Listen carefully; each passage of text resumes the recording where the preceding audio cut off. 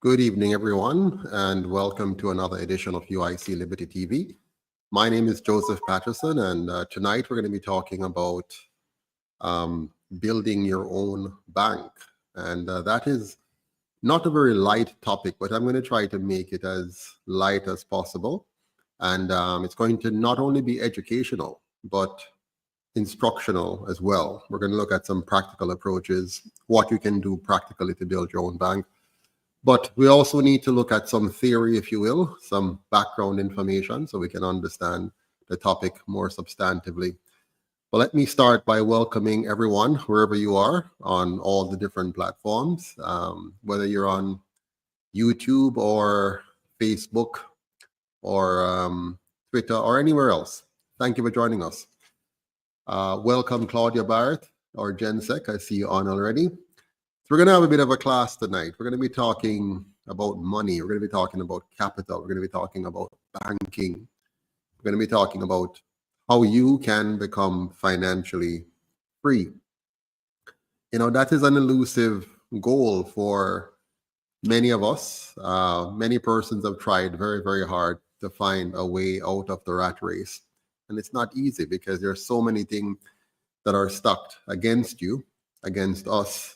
The monetary system, the system of governance, just the difficulties of being an entrepreneur in and of itself, understanding banking, financial markets, derivatives, investments, whole heap of something that we have to learn and understand. And the unfortunate thing is we're not taught much of this in school. So from basic school to primary school to high school to university, you probably did not get a sound understanding of money, how money works, and how to let money work for you. So tonight we're going to touch on a number of those topics. I'm going to take your questions as well and hear your feedback and your thoughts. Big up yourself, Juliet. Good to see you on. And Godfrey Richards and Director Janet Chakanowski. Thank you all for being here tonight. Really a pleasure to see you. So let's get into our discourse for tonight. You're going to see me sharing from time to time on the screen this, and we're going to walk through a few slides here and there. But I wonder, how much do you know about money? Let me just see the big up yourself, Magalian or Magalian. Good to see you on as well. Let me see a show of hands. Those who, if you were asked tonight to define money, if you'd be able to define money, define capital in a way that you feel confident about. So if you can define money in a very confident way, type yes in the chat box. If not, type no, just so I get a feeling for how many of you think you can give a good, solid, simple but complete definition of money. Go ahead and type yes in the chat box if you can do that, and no if you can't, just so I get a feeling. And don't be shy. We're gonna do a bit of back and forth tonight. We're gonna talk to each other, tonight as best as possible, even though we're not able to sit in the same room. All right, so let's begin by walking through, what I have here for you tonight. PWEX says yes. Good evening, Angor. Good to see you on. Sister Janet says she has a little bit of idea. Cool. So we're going to talk about that. So 2 parts tonight. We're going to get a little bit of background about money. And then we're going to look into how to build your own bank, a practical solution. And week after week, we're going to build on this knowledge. But it's very important that you have a solid foundation first, so you can build on that foundation as we go from week to week. And we're going to apply all of what we're learning in a very practical, way. Okay. So let's begin with this. Let's do that again with this here presentation. So again, we're going to talk about building your own bank. And within that context, we're going to talk about the Community Capital Club. which is a very important part of the UIC's foundation. Magallian says he has a 50-50 knowledge of defining what money is, and we're going to hear a bit about that tonight. So let's kick this off by saying a little bit about the UIC for those persons who are watching for the first time, or even those who know about the UIC but would like to just have a refresher of what we're about. So we're a movement that's committed to uniting the Jamaican people, liberating the Jamaican people, and empowering the Jamaican people, and people around the world actually, with good governance. And the way we achieve this is through educational, practical, and political solutions. Solutions that are designed to restore, defend, and protect our individual and collective sovereignty. Every time the UIC speak, you're going to be hearing us talking about key things such as restoring, defending, and protecting your individual sovereignty. And why is this so important? It's very important because without sovereignty, nothing else matters. The opposite of sovereignty is slavery. And one of the ways to achieve slavery is through economic means, creating economic stumbling blocks, economic traps for people. So if you want to be a free individual, you have to understand economics, because if you don't understand economics, you may find yourself actually voting for things, voting for solutions that are really an entrapment. So the UIC wants to liberate us from all those possible entrapment. It also wants to unite us around these core values and empower us through the knowledge that we need in order to achieve ultimate and the optimal objective of being free individuals. So with that said, the UIC wants to help us to understand the relationship between money and freedom. And I dare say that I don't think many of us understand the relationship between money and freedom. We might actually think that that freedom is not related to money, but it is. Your freedom is 100% related to money. If you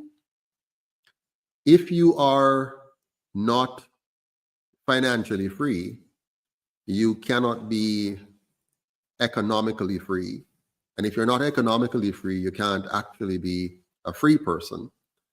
So I'm hoping you can understand this tonight if you didn't before, because here's what's happening. Those who actually own and control our money own and control us.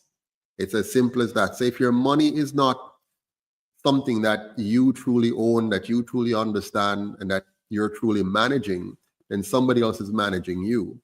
And so basically, you have to understand the relationship between money and freedom if you're going to be in a position to be a truly free person. So you can summarize it to say that you cannot be free until you're financially free. And you cannot be financially free without understanding money. So you can't be free until you're financially free, and you cannot be financially free without understanding money.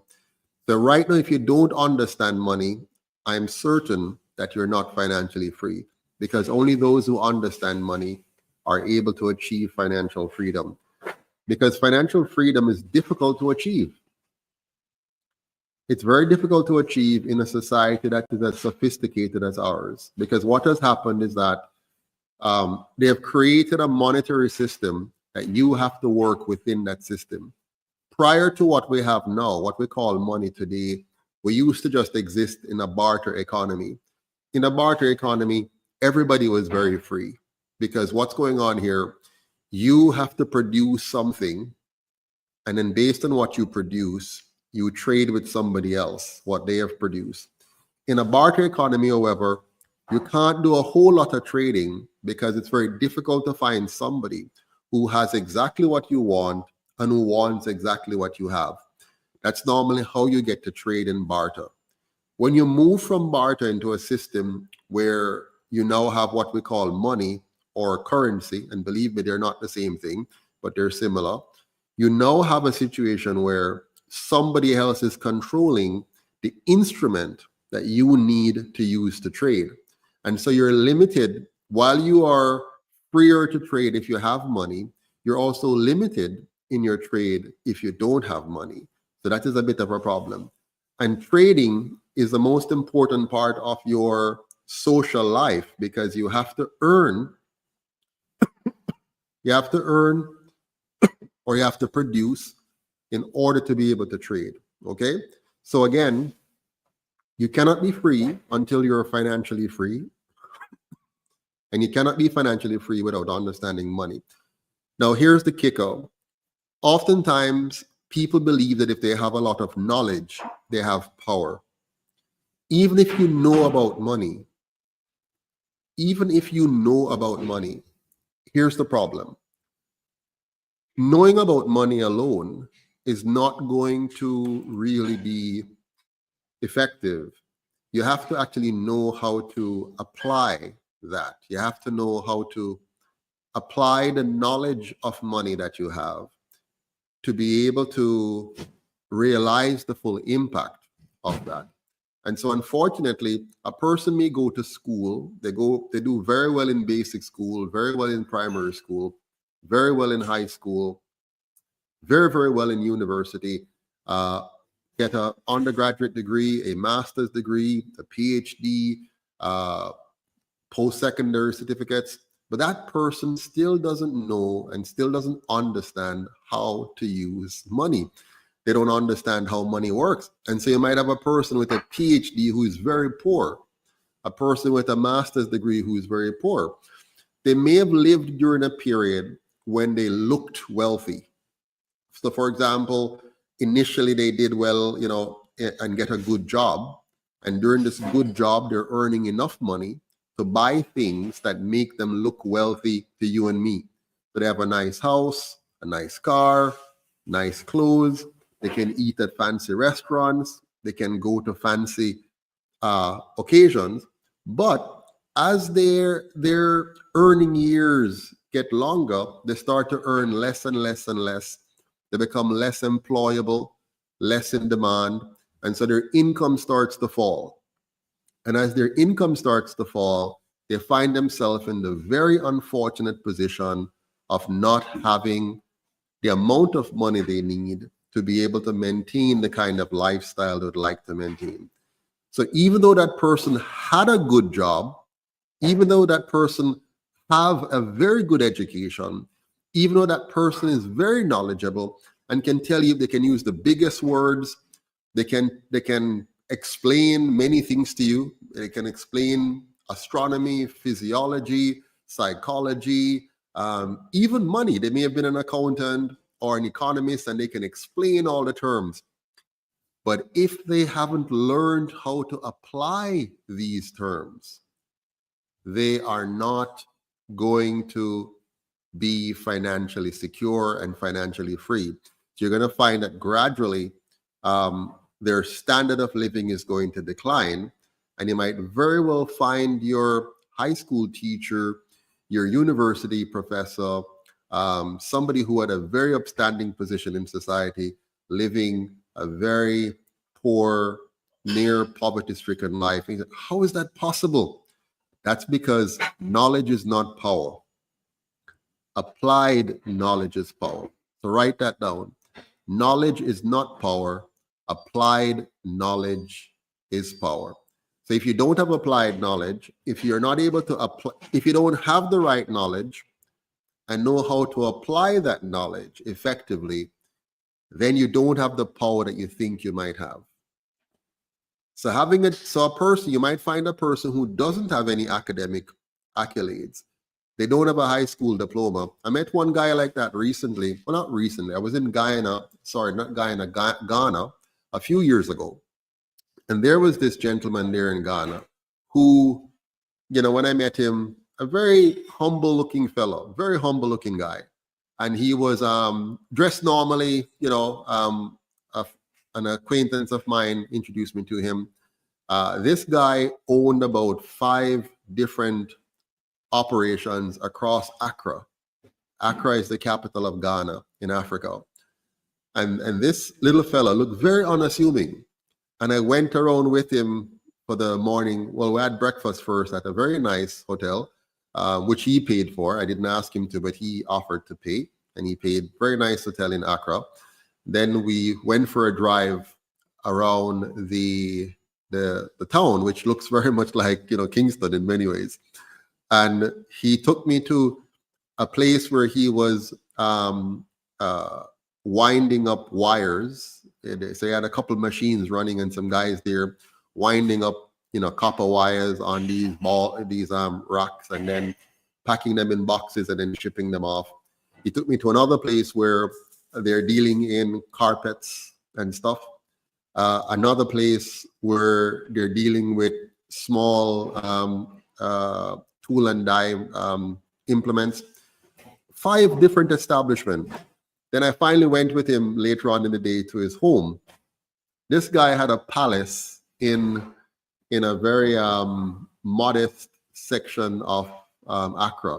I mean, he had the very biggest house in that you know, area, and a number of rental units. And here's this fella. He dropped out of school at around the 7th, 8th, or 9th grade. But he had the right knowledge, and he applied that knowledge effectively.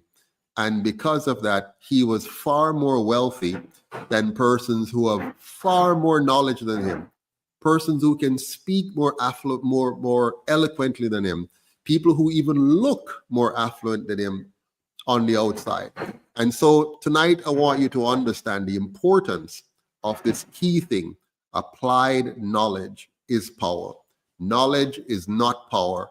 Applied knowledge is, and that's very critical.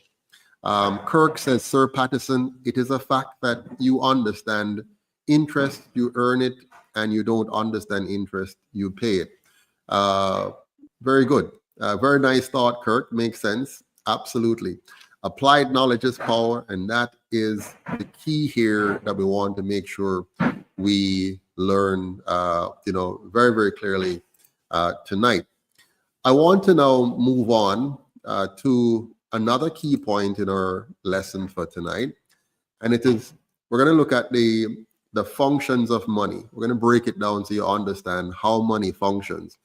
You may never have thought about it like this before, but I want you to think about it now and understand, because when you understand the 3 functions of money, you're going to see some of the things that are being done to you by your very government, and you're going to be able to figure out how to get around it to make yourself more financially secure. So the first function of money is that it acts as a medium of exchange that makes it easy for you to trade. Remember earlier I talked about barter? Barter is a beautiful thing, but it's very difficult, because for 2 persons to trade in barter, you both have to have what the other person wants, and you have to have exactly what they want, and they have to have exactly what you want for you to be able to easily barter. If you don't have that, which is called the coincidence of wants, you're not able to effectively trade. And so money is a great token of an intermediary token that both of you can accept at any time without having to wait to have exactly the same thing. So if both of you have money, or you have money and many other persons have money, you can sell something to one person who don't want what you have. They don't have what you want, but they have money, so they can pay you for what you have, and then they can use that money. You can use that money to go and buy from somebody else what you want. So money makes it easier to trade. It's called a medium of exchange. Money is also a unit of measure because it is used to count the amount of value that you have. It measures the amount of value. So you use it as a yardstick, as a way of measuring, a way of saying, okay, 1 unit of money is what I'm going to give you for this, or 2 units, or 10 units, or 1,000 units of money. That's the value of this particular thing that you're selling. So money functions as a unit of measure that makes it easy for you to account for things. How much did we sell today? We sold $10 million today. Easy way. If you didn't have money, how would you measure it? Well, you said we sold 50 cows, 30 sheep, 10 fish. You know, it's really hard, right? But if you, all of that could be summed up by how much money did you get for all the sheep, all the cows, all the fish. So it's a unit of measure. Another very important function of money, and this is really the most important function, and it's one that we often forget, even though we understand it innately, we understand it internally. And this is that money is a store of value. When money acts as a store of value, it makes it easier for you to save. It makes it easier for you to be able to put aside money for future expenditures. If money does not act as a good store of value, it means you could not then put down the money and say, okay, I'm going to use this to buy something next week, next month, or next year, because the value would disappear immediately. So money has to be a good store of value. So one way you can tell if what you're using is not money is if the value of it disappears very quickly. In some countries, they have inflations at various rates. For example, in Argentina, inflation there has been running at 50, 100, 200%. That means you're losing the value of your money very fast. In a good economy, in a country with a very good thing serving as money, the value will not change materially from day to day, week to week, month to month. The value would remain fairly stable for years and years and years. So it means if you were to earn $1 in 2021, that $1 would be able to buy the same amount of goods in 2024 as it could in 2021. That's if you have real money. If you have fake money, something which pretends to be money but is not really money, you'll find that what $1 could buy in 2021, it can't buy the same amount in 2024 because the value has dissipated. It is like a leaky bag or a strainer where it's not holding on to stuff, it's leaking out. So the value of your dollar is leaking out. Why is that so important? It's very important that your money maintains its value, because otherwise it means you're losing your productivity. So if you were to take time and produce, let's say you were able to, you bought a baby cow and you raise this cow up, meaning you're pouring value into this cow. You feed it, you water it, you care for it so that it doesn't get some disease and die. And the cow gets bigger and bigger and bigger and fatter and fatter and fatter. Now that's value you're pouring into this cow. Now, when you're ready, you're able to sell this cow for a bit of money. Let's say you sell the cow for $50,000. The moment you sell the cow for $50,000, that $50,000 should retain that value that you have sold for the next 6 months, 12 months, a year, 2 years, 5 years. If it's not doing that, then it means that your money is leaky and it's not real money because the value is going down all the time. So there's a problem with that so-called money. So money has 3 functions, and we need to make sure we understand those 3 functions. Function 1, it's a medium of exchange that makes trading easy. Function 2, it's a unit of measure that makes accounting easy. And function 3, it's a store of value that makes saving for later purchases easy. If it's not doing that, then probably what you're using is not really money. We're going to come back to this later. There are different types of money. There are 3 main types of money that we have used over the years. So it's very important to understand those different types of money. One type of money is commodity money. So it's where you use, instead of using paper or something worthless as money, for example, you'd use a commodity which has value.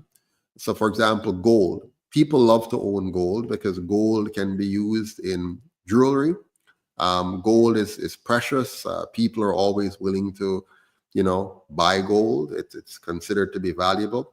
Silver is similarly valuable. Silver is also useful in electronics. So it's a very valuable piece of metal that is used in solid state equipment and so on. Seashells.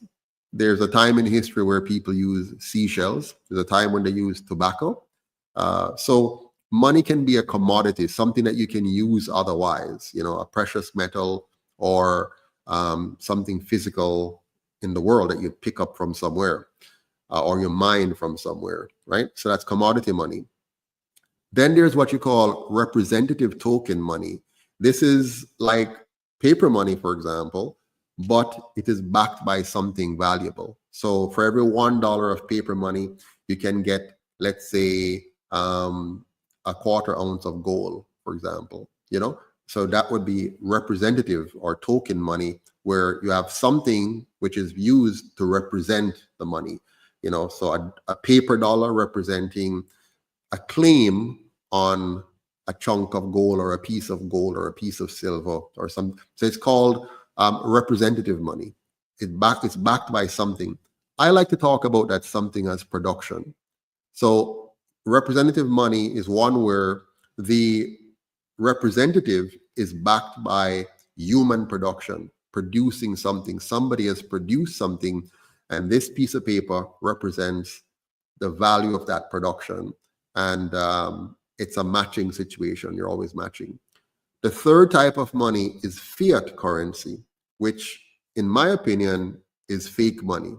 Fiat currency is not backed by anything but the force of law. So the government just passes a law and says, thou shalt not use anything for money except this. And this is not backed by anything. We just say so, and we put this into circulation, and you must use it. You're not allowed to use anything else. You must use this as money, and you must use this to pay your taxes. Now, that is the kind of money we have today, and that is what you see being circulated, all around the world. So if you're in the US, you're using fiat currency. In Canada, fiat currency. In Jamaica, fiat currency. In Barbados, fiat currency. All around the world, they use fiat currency. Let me tell you this. Not because everybody is doing something mean it is right. Many times when I share with people the innovative solutions of the UIC, they'll ask me, who else is doing it? And when they're asking that question, they normally mean to say it can't be good if nobody else is doing it. So when I talk about a non-partisan constitutional republic, they'll say, which other country in the world is doing this? And so for them, the only way something is good is if somebody else is doing it. Now, those are the kind of people who would never innovate, they would never create, they would never produce, they would never be a Elon Musk, they'll never be a great inventor or a creator of anything, because for them, all that matters is what somebody else has created and is in use. So they are not going to ever be pivotal in society. Now, the UIC is very pivotal. We are prepared to challenge the boundaries of what exists and to look at what else can be done. How can we do this better? Or is this the right way to do it? Or why should we accept this? Challenge the status quo, challenge what you're seeing. So fiat currency is the status quo. That is the system that we have moved into. We have moved from commodity money to representative money to now fiat money, which is not money at all.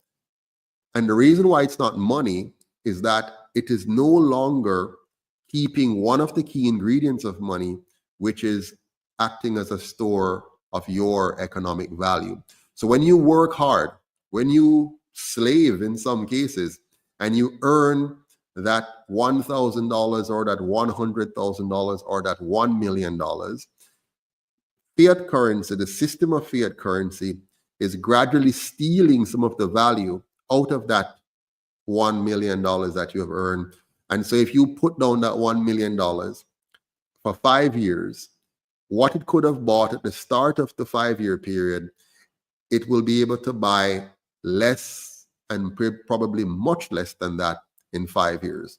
So it will drop down to, for example, maybe the value of today, what you would buy for say $200,000, yeah, because a lot of the value is gone. So fiat currency is not real money, it's fake money. And now they have programmed us to get used to fake money. We have accepted it. We have allowed them to do it to us.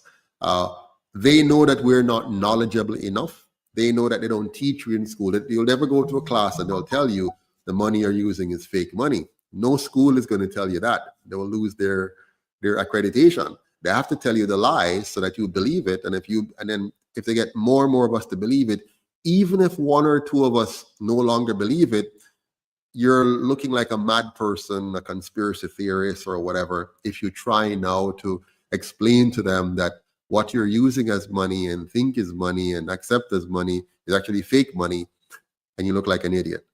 But the truth is, if you don't understand this, then you won't be able to be a good investor like, say, Warren Buffett, because you have to understand that it's fake to be able to manipulate it to work in your favor. If you don't understand how fake it is, you will not make the decisions you need to make to manage the fake situation to put yourself in a better position. Magallian says, big up Buckel, he did something no one else has done with their country and the crypto market. I'm getting the idea, Mr. President. I vision your movement is similar. Okay, cool. Kirk says, Sir Patterson, it is a fact that you understand interest. Okay, we read that before. All right, cool. So now you have understand, a little bit more about what I'm talking concerning the 3 types of money and why you need to really, really understand how this works. All right. So now we're going to look at the what do you call it now? The 6 characteristics of money. So you've looked at the functions of money. You've looked at the types of money, and now you want to look at the 6 characteristics of money. Why is it so usable? Why is it so acceptable for us? The 6 characteristics of money. Number 1, money has to be durable. That is the ability to withstand wear and tear, pressure, damage. So it must be something fairly strong, meaning, and not strong like a big piece of steel. I mean, in terms of you can carry it around with you and it's not going to, easily fade away. For example, if you were to make callaloo money, very, very quickly the callaloo would perish, right? It would wilt and then it would become unmanageable. So you need something fairly durable. A gold coin is fairly durable. You can carry around a gold coin with you for a long time. You can put it down in the house somewhere and it will still be a gold coin, and so on. So it must be durable. Money must also be portable. So it must be something you can easily take with you from place to place. It could be electronic, could be paper, could be metal. The more bulky it is and the heavier it is, the harder. So you couldn't use a barrel of oil for money. You could use it, but it's very hard. It's not portable. A cow, not very portable and convenient for you to walk around with your cow and through the day, and then as you see something, you buy it with a piece of your cow. You can't do that, right? So it must be portable, easy to carry around. It must be divisible. You can easily divide it into smaller amounts so you can make change with it. That's 3 of the 6 features that you need in money. The other 3 are, it must have uniformity, meaning it must be consistent, uniform.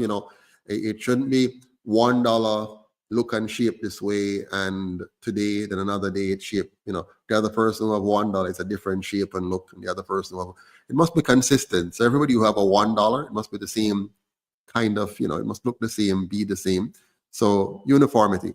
It must also be have what is called acceptability, meaning more and more people accept it as something to use to do trade. So you can't have money where most people won't accept it. It won't be money because most people don't accept it. So you need acceptance, right? And you also have to have it. It has to be available. If it's hard to access, then it's not money. For example, Bitcoin. Bitcoin is supposed to be a currency. They call it a currency, right? Bitcoin, a digital currency, blockchain-related currency. But if you notice, Bitcoin is not really used as money because you can't go to the store and just buy some grocery and say, here's some Bitcoin. You can't, go get your haircut at the barber and just, here's some Bitcoin. Yes, there are communities and, places that may do that, but generally it is not accepted across the board. So Bitcoin is not money, and it is not even a currency because, it's not a currency is money minus the store of value function, holding the store of your value, your productive effort. So Bitcoin doesn't really fit because it is very volatile. The value is very volatile, even though it has been going up in recent days because of the impact of what is expected with Donald Trump becoming president. But it's not easily accessible to be used by the common man, if you will, the ordinary man and woman, the everyday transactions.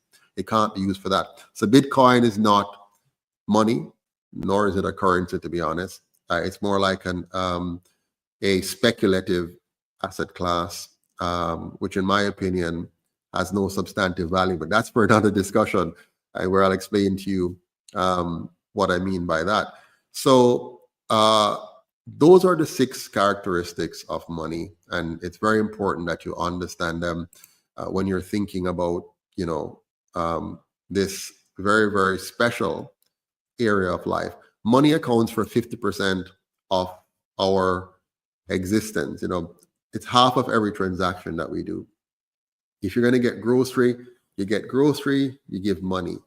You're going to get entertainment, you get entertainment, you give money. You're always trading money, one way or the other. So money is a very important part of daily life, which is amazing because you'd think that if money is so important, it would be a very important part of your school curriculum for you to leave school having a very deep, full understanding of money. But unfortunately, the 3 most important things you need to learn in school, they don't have it as major learning outcomes. So you need to understand yourself, mind, body, and personality. They don't have that as a major outcome. You need to understand human beings, understand human behavior, be able to form quality relationships, husband and wife, parent and child, friends, business partners, associates, trading, social. These things are not major outcomes in our school system, and that is causing a lot of problems. The third element that should be a major outcome in our school system is the child understanding money, economics, understanding not textbook economics the way they have it now. I'm talking about the deep knowledge of money where you fully understand its import, you fully understand its structure, its science, like I'm briefly teaching you here. You needed to do this in school so that when you step out into the world, you are fully cognizant of what is going on in the world around you. And so let's now look at what we're going to now summarize what money is before we move into our next segment. So in summary, what is money? What is money? Money is any token, that serves as a unit of measuring value and as an easy medium of exchange while storing the value of your productivity. Yep. So money is a token, and that token serves as a way of measuring the value of your output. Yep. And then it's easy to use to trade with others, a medium of exchange. And very, very importantly, it stores the value of your productivity. So money in and of itself is nothing if it is not tied to something. And the something that money must be tied to is productivity. It must be tied to what we're putting out. So when you have a fiat currency system where money is not tied to anything except the government's wishes, what you end up with is what we're going through now, where the government of the world, through the government of the US, deciding that they will just pump new pieces of paper or new digits into the economy and say they're giving people money.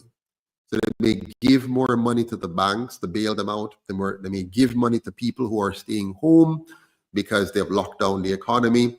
And they say, we're doing a beautiful thing. Now, if the citizens of the world understood money, they would never allow this, because the citizens of the world would know that whenever the government pumps money into the economy and that money is not backed by our productivity, then it's going to create inflation, because the amount of money in the economy will be greater than the actual production in the economy. And when you have a mismatch like that, the only thing that changes is the price of goods and services. So if goods and services remains the same, but you double the money supply, then you're going to double the price of those goods and services. If you quadruple the money supply, you're going to quadruple the price of goods and services.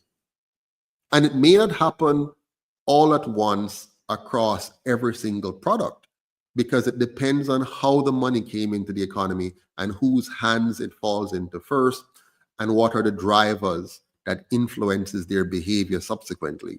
So for example, if we pump a lot of money into the economy and give that money as mortgages as opposed to businesses for production, then what will happen is the price of homes will go up, because there's more money available for mortgages than for others. In Jamaica here, for example, most banks will only give you loans for cars because they're not interested in investing in entrepreneurs, because they consider that too risky.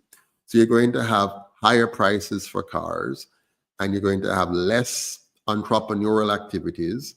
I mean, serious entrepreneurial, not just buying and selling entrepreneurs. I mean, productive entrepreneurs.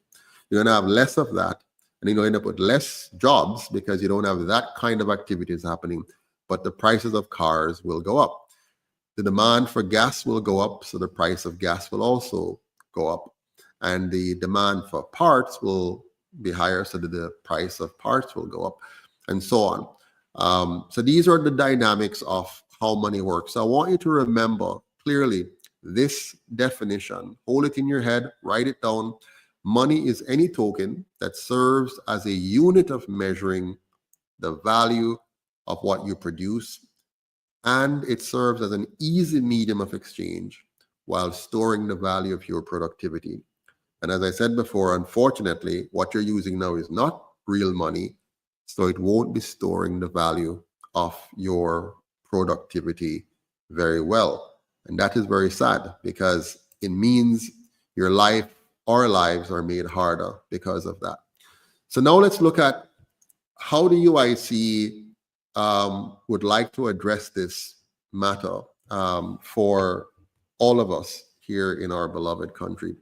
We have created a solution that will help you, help us, help anybody who wants to use it to overcome the challenges of the existing monetary system and achieve some level of financial freedom. Of course, nothing happens overnight, so you're going to have to learn. You're going to have to engage and produce. So the UIC's Community Capital Clubs is a very important initiative that we have developed to help Jamaicans to come together to create their own bank. So now you're going to create your own small community bank, and you're going to use this bank to create massive amount of capital growth, and then use this capital to invest in yourselves and grow your local economy, your personal economy, your community economy, and by extension, your national economy. So the JUMP program is designed to teach and empower and facilitate you becoming more financially free. How do banks operate? Banks take your money and then they lend out that money at interest, and they accumulate more and more money by the process of borrowing your money and lending it out. It's an unfair relationship because they borrow from you in a very unreasonable way, where you get very little return for them having your money, and they lend this money out at much higher return because the monetary system and the banking regulations and laws is stacked against you. They're designed to give the banks the upper hand, and they have been taking advantage of you. And that is why just recently, NCB could report that they made over $23.3 billion in profit, So revenue was much bigger than that. And after they take out all of the expenses of running the bank, they made $23.3 billion in just one fiscal year. You, on the other hand, struggled and earned a very meager, for the most part, salary, and tried to make ends meet. And by the time the year is finished, you are hoping for a Christmas bonus because you're broke. So we have to use the same strategy as the banks to make ourselves more wealthy. Now, what I'm going to teach you here, you can do this personally for yourself, or you can do it in a group. Now, I'm not going to get into all the details of how to do it personally, but you could.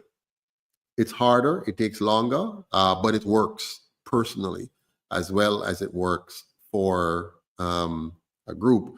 We have created this solution to work in a group setting to maximize the return on your investment much faster.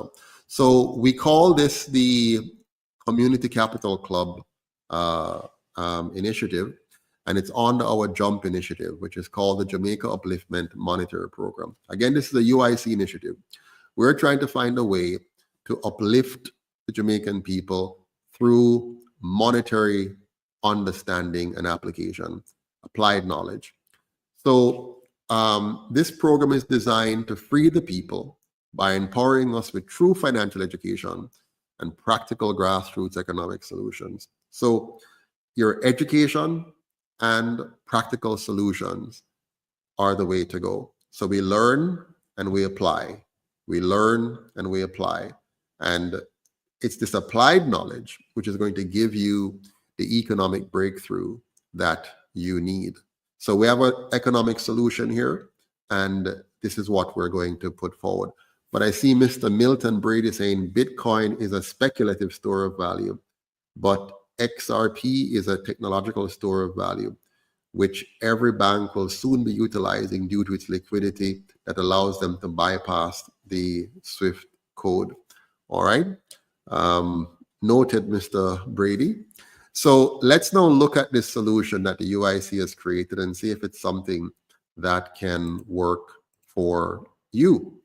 So what we want our members to do is to start a club, a community capital club in your community with whomever you want to do it with. So you can work with a number of persons that you want to work with. And it begins with you becoming a UIC member and joining with 11 other persons to make a group of 12 to start your own community capital club. You then pay your monthly dues, which is $1,000 a month, Jamaican, or $10 US. And then you register your club. You say, okay, I have found my 11 persons, or we help you to find your 11 persons, other members in the club in the UIC who wants to be a part of the club, and you register as a group. Here are the 12 of us. And then you start to lend to your club. So you're going to be lending your money to your club. So the 12 of you lend a minimum of $1,000 per month. You can lend $2,000, $3,000, $5,000. But this becomes the capital formation of your club. This becomes the base capital of your club. And this base capital you're going to be able to use to lend to the members of your club. You remember the whole system of partner, how a partner work? Partner, everybody throw a hand for a specific period of time, and you give out, a hand to each person based on where they are in the system. So that's a very simple and crude method that has worked for years. Now this is a more formal method with interest-bearing instruments involved and careful accounting and a centralized hub, which is the UIC, which manages all of this capital for you in terms of allowing you to put in and take out as a group. So you're going to have many groups of 12 persons working together with a sponsor. Now, what we want to do is to make sure the sponsor for every club is somebody in the diaspora. So you have some people here in Jamaica, 12 of us forming a community capital club, and we have a sponsor in the US, or a sponsor in Canada, or a sponsor in the UK, somebody in the diaspora who wants to sponsor a club, who wants to be a part of that club, who wants to mentor that club, who wants to be a part of the local community here in a way of giving back. But you're not just giving back by giving away your money. You're actually putting money into the club for the club to create a revolving capital fund that is used to fund interest-bearing productivity or productive activities. Whether the person is borrowing money to buy some chickens, or borrowing money to prepare a piece of land to grow something, or borrowing money for some small micro or medium-sized operations that you're trying to build further. So you're going to be a part of that. So that's what the club initially looks like. How it works: club members lend a minimum of $1,000 per month to the club. Sponsors, whoever is sponsoring the club, matches this amount up to $60,000 or more if they so desire to boost the capital base. So you have 12 members putting in $60,000 minimum, the sponsor putting in $60,000 minimum. Of course, the members can put more than that, and the sponsor can put more than that. And then once they have this capital formation within a structure that we are helping them to manage as the UIC, all the funds come into the UIC, so it's not in somebody's account somewhere. It's here in the UIC being overseen. Movements of funds are carefully accounted for between the club and the central hub.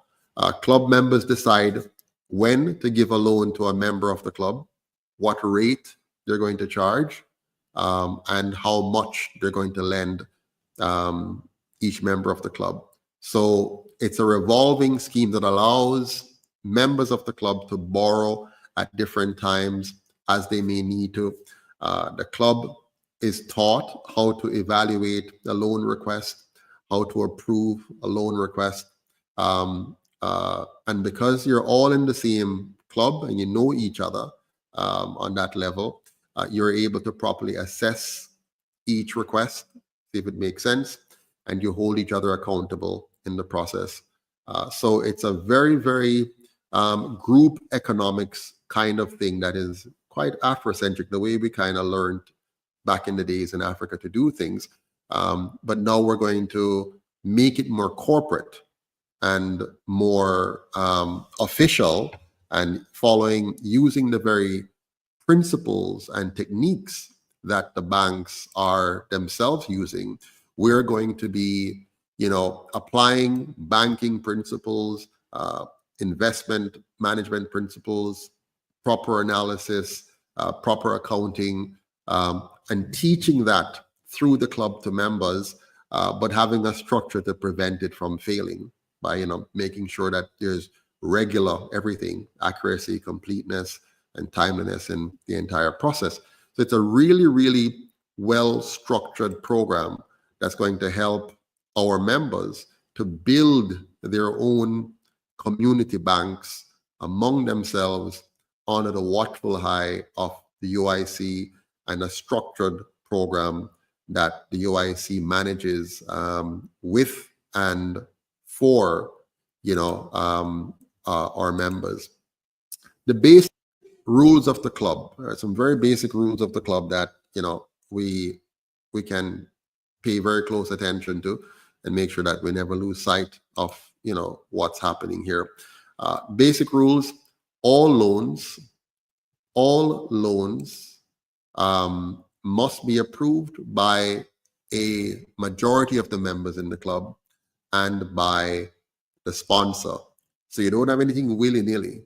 Yeah, it's not willy-nilly borrowing or willy-nilly. Everything is done decently and in order, following very refined banking principles, but now leveraging those principles to work for we the people at the grassroots level. So all loans must be approved by the members meeting, evaluating the loan proposal or the loan request, voting, and the majority voting says yes, we vote to approve, and the sponsor also approving. So you have checks and balances here. So you have to get the sponsor's approval, and you have to get a majority of the members approving. Interest earned by the club, and this is very important now, interest earned by the club is awarded to members based on their capital contribution. So you have a club of 12 members plus the sponsor, and they have put in, one member has put in $1 million, another member 1.5 million, another member 2 million, another member 500,000. The interest that the club earns from lending to itself, lending to each member, yeah? So we, the members, have paid interest on the money we have borrowed from our club, our money from our club. The interest earned from we goes back into the club, and that interest is then divided among us based on how much capital we have all contributed. So every single member of the club gets richer in alignment with his or her contribution to the club. So you're now getting richer by building your own bank. So instead of putting that money in the bank and have them lend it out and make a bag of money on it, and you don't make anything, you're now flipping that, and that money is coming into your own banking system that is going to evolve over time.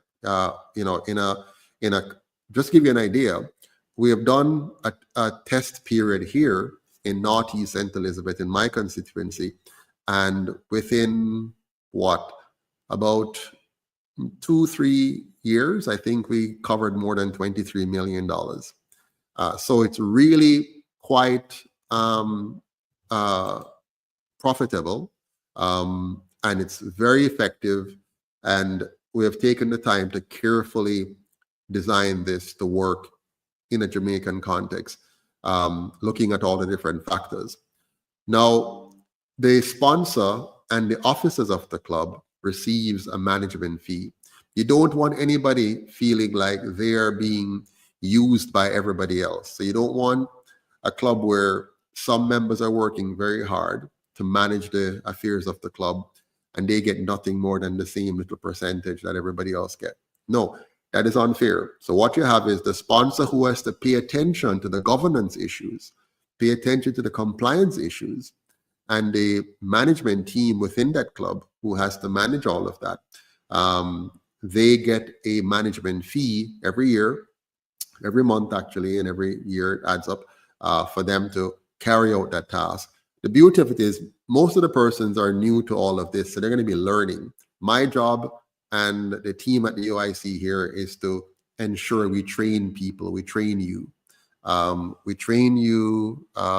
What's happening here?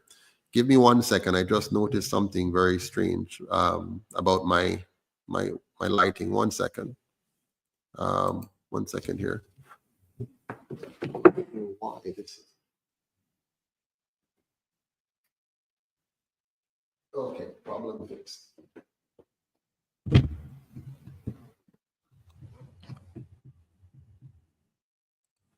All right, problem solved. Seem to have had some technical issues there. So basically, all loans, again, are approved by a majority and the sponsor. Interest earned by the club is awarded to members based on their capital contribution. So if you contribute 25% of the capital in the club, your take of the interest income will be 25%. After management fees. If another person contribute 30%, they're getting 30%. So it's very fair, very equitable, and it keeps the money in the family. The 12 of you plus your sponsor will be growing exponentially. No red tape, no whole heap of rigmarole. Very simple, very straightforward. It is fully designed to ensure that you become richer and richer in the process. It's not like the existing banking system where the banks are getting richer and they're just using your money and leaving you with nothing. This bank works for you. In fact, it is your bank. All the UIC is doing is providing the platform, providing the structure, providing the good governance to ensure it works for you. So this is really completely designed to work for you. No hidden agendas, no secrets. It's just very clear, very transparent, very straightforward, and much better than partner. It's just like a partner, but it's much better because partner is very limited in what it allows you to do. This really, it's year round, and you're growing every single solitary year that you remain in the program, and it's up to you, how long you want to remain in the program. You can leave. There are rules for that, of course, and all of that, but it's always, up to you at the end of the day. Now, the club officers, as I said before, you're going to have officers in the club. So you will have the diaspora sponsor who also act as a mentor. So, and this is very important because what we're doing with the diaspora, we're bringing in a good cultural mix, because I find, if you've always lived in Jamaica, you develop a certain mindset and a certain cultural fix. When you bring a diaspora person in, you kind of break it up a little bit and have cross-cultural knowledge and an exchange of ideas and new dimensions being brought into the mix as well. The diaspora person will be exposed to some things that you may hear about, you may even see it in movies or on TV, but never experienced it. And they'll bring that experience to the table and make your club a much richer, environment. So you'll have a president in your club, a secretary, and a treasurer. The job of the president is to lead in the planning, organizing, implementing, and controlling activities of the club, making sure that the club are run properly. Yeah. So it's running smoothly because the president is paying attention to all of the stuff that needs to happen for the club to be run smoothly. Again, we're going to train all of these officers, and the training will take place on a platform like this. I will come on and others, and we will train, and we'll work with you, of course, behind the scenes to make things work well. The president will also chair the meetings and ensure that the secretary and the treasurer are functioning properly. It's very important that the secretary and treasurer functions properly because they are the record keeper. They are the operators together with the president. The secretary's job is to ensure that all the administrative tasks are completed accurately, timely, and completely. Learn those words. I love them. I love accuracy. I love timely, and I love complete. If you learn those three words and apply them properly, you can't go wrong in life, to be honest. So the secretary, she's like the operating officer, together with the president and treasurer, making sure all the tasks are being covered and nothing is being missed. The secretary will also deputize for the president or the treasurer in their absence. You'll always have somebody covering if somebody isn't there.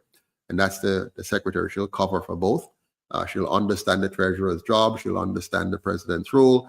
Or when I say she, I don't mean, it can be a he as well, right? The treasurer ensures all transactions are recorded and reported timely, accurately, and completely. So the books must be meticulous. I'm going to teach people accounting. Again, in forums like these, I'm going to be explaining accounting principles, accounting practices, and helping our ordinary Jamaicans living in Betheltown or in Elam or in Riverton City or in Give Me a Bit in Clarendon or in On Court in Hanover, you name it, Ainan Town in Clarendon. We will be helping everybody who wants to learn the roles and to be able to deliver on them. The treasurer will also deputize with the if the secretary is not available, and this will ensure again that you always have coverage regardless of what is happening. You'll always have coverage through one of these individuals. So when the club gets together, whoever convenes it, you'll have your first meeting.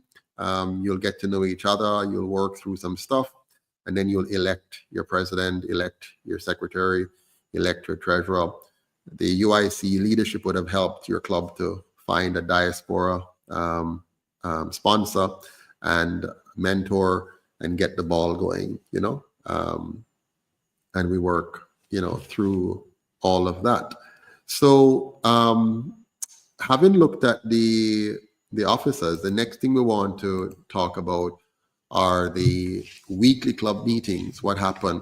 And again, this is not plating, guys. This is not like what you're probably used to in your community as community clubs. No wasting of time here. This is really very, very professional stuff, even though you may not have the academic background or the professional background. We're going to professionalize your club. It's going to be nice and airy and everything, but at the same time, it's serious business. So there's some learning taking place, some important learning taking place. And you're learning so you can do the right things. You're learning how money works. You're learning how to make it work for you. So, when a person wants to get a loan, for example, we're going to help you to understand what you're trying to do here. What does this mean? How will you pay back the loan? What is your projection? What is your forecast? How did you come up with those forecasts? What is the reality behind what you're doing to support this loan request? And the good thing is you're only lending money to the members in the team. So you're never lending to anybody outside of the club, right? So you're going to get to know each other very well. You're going to get to know what it is the person is trying to do and work on and be able to make a sensible loan decision. During your weekly meetings, you're also going to, network. You get to share opportunity leads. Here's an opportunity. Maybe it's a job opportunity. Maybe it's a business opportunity, a sales opportunity. So you get to talk about that and cross-pollinate. You will share ideas. You will share success stories. You will share stories about your failures, because it's very important to learn from your failures as well. So in your club, that's what you're doing. You're really developing as a person. It's like professional development. Yeah. But not the one for just your workplace. This is professional development for your life, how to build a successful financial base that will give you that financial security that you want. You're also going to engage in planning social events and community activities.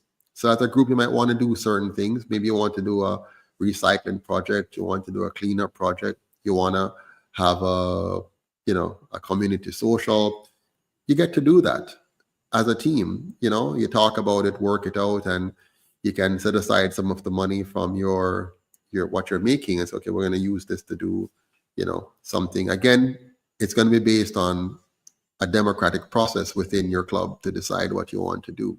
So a lot of learning will take place. And then the serious business of lending.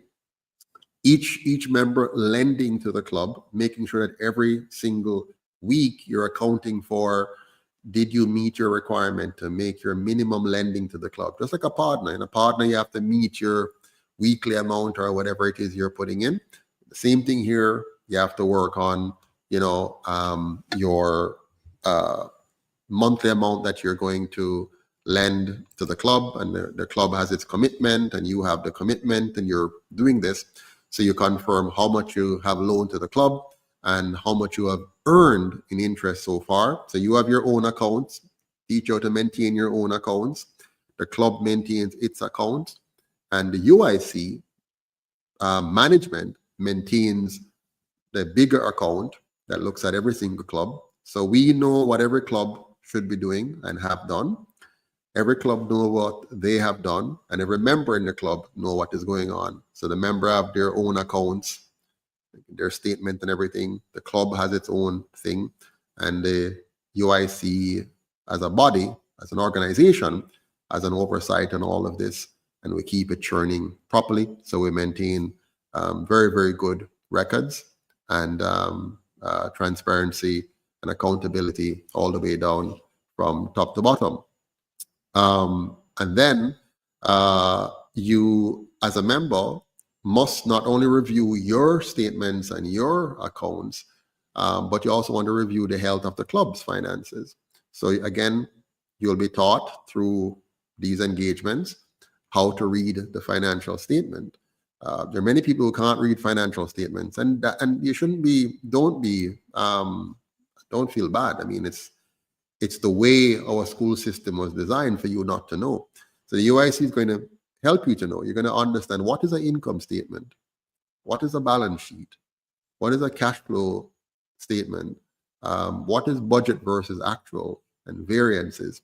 And we're going to walk through all of that. So you'll know the breakdown of an income statement, the income section, the expenditure, the profit line, how to identify gross margins and that kind of stuff on the balance sheet, the different elements, the assets, the liability, the equity section, and how that relates back to the income statement, then the cash flow, different elements of cash, operating cash, financing cash, and how that relates back to the balance sheet and to the income statement. So we're going to go through all of that. So you're going to be learning accounting, basic bookkeeping, understanding different asset classes and how they interact. For example, your club might decide that you want to focus on investing in stocks.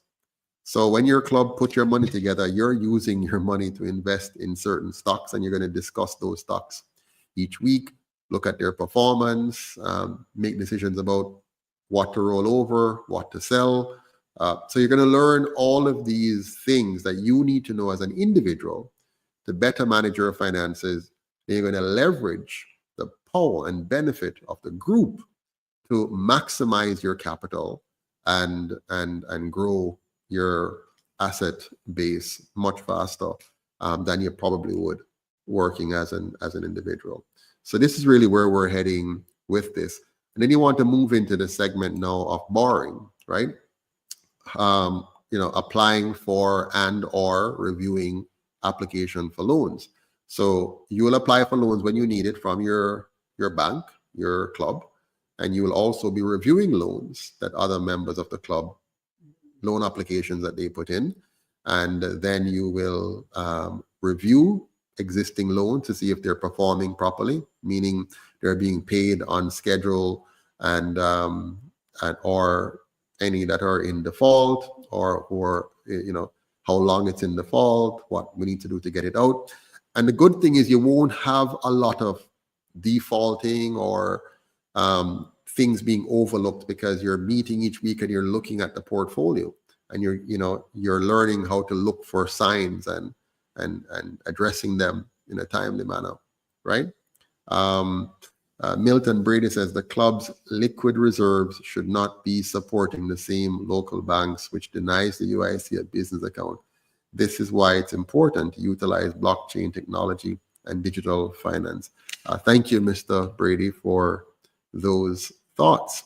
So I hope you're finding this useful. We're now going to look at the call to action. And, it's really very simple what the call to action is tonight. The call to action is for you to decide, do you want to be a part of the UIC's Community Capital Club? Do you want to build your own bank? Do you want to benefit from the training and knowledge and information that we shall transmit? Will you be able to apply this on your own, or do you want to do this in a structured way with the oversight that we provide to help to make this work? The UIC is very, very, very, very, very committed to your personal development as an individual. We believe that the economic success of a nation is dependent on the economic success of every member of its society. And if we can help every Jamaican to become financially successful, economically successful, to become knowledgeable in how economics and finance work, and to apply that knowledge to gain the benefits of such a knowledge, then we're going to help the entire country. So we're a very bottom-up focused organization instead of what you're used to, which is top-down. For example, during the COVID experience, when we were being shut down by our government, locked down by our government, we recently learned that our Prime Minister was busy doing a lot of financial transactions. He had many bank accounts and he was moving around millions of dollars and so on, while many of us were just suffering. Many of us didn't have any recourse. Our little way of making monies were shut down. Our shops were shut down. Our little parties were shut down. Our bars were shut down. Our jobs, in some cases, were shut down. And we were being cornered and pushed to say, hey, you need to do this or you're not going to get this. So we see and know that the government is not in this for us. They're not here for us. So we, the UIC, even before we take government, we're trying our best to help the Jamaican people to become more knowledgeable, to become more aware, to understand. And that knowledge, when applied, is power. And one way of applying the knowledge that we're teaching is to join the Community Capital Club, to either start one or join one. And so go to uicjamaica.com and register today as a member, and then let us know you would like to start or join a Community Capital Club. And this will be one more step in the right direction to achieving your financial freedom. You can, in fact, be financially free. It's not impossible. There are many of us who have achieved it already. There are many of us who have put things in place to help ourselves to be financially free. I'll give you some examples of things you can do as an individual without joining anybody if you have the capacity to do that. For example, instead of trying to save a lot of money for your retirement, how about making sure that you don't have a mortgage anymore? So one of your goal is to be mortgage free as quickly as possible, and there are ways to do that. Another one of your goal would be to be independent of the government's water supply. So you have your own water supply, so you don't have to depend on the government for that. Having your own energy supply, so you don't have to depend on the government for electricity. And having your own food supply, so that you're water secure, energy secure, and food secure, and you're not paying a mortgage, and you're not paying car payments. And so you're in a much stronger position. It's very stressful when you have your job and you're just in your job and you're paying your mortgage, and you have to be afraid that if you lose a little job, you can't pay your mortgage and you lose your home. Or you're paying rent. You lose your job, you can't pay your rent, and you're kicked out. So you want to design a personal financial strategy and solution that will get you there as quickly as possible.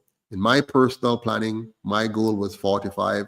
So all of my previous work years from 20 to 45 was based on figuring out how to be financially free by the time I was 45 years old.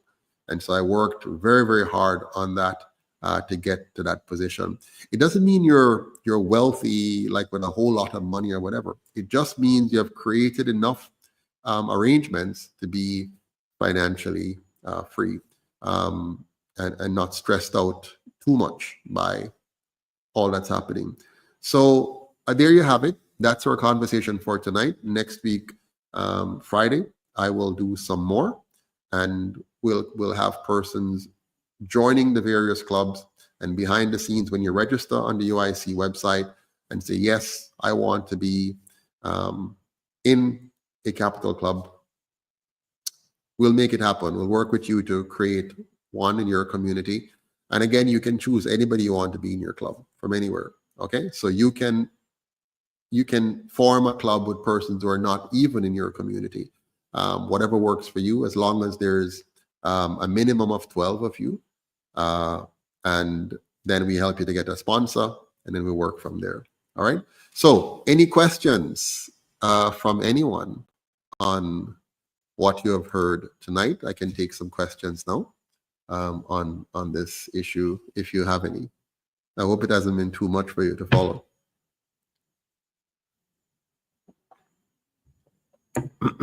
Miss Janet says my chin is better now. It's healed up. It's it's still what do you say now, a bit it needs to now get back its color and all that kind of stuff. But yes, it went very well, much faster than otherwise. So thanks for noticing. So any questions from anyone? Nigo says many are out of business due to the COVID nonsense. I see Switzerland is now compensating its citizens who were harmed due to the jabs. Yeah, man, a lot of people lost so much during this, a lot of business. I suffered losses.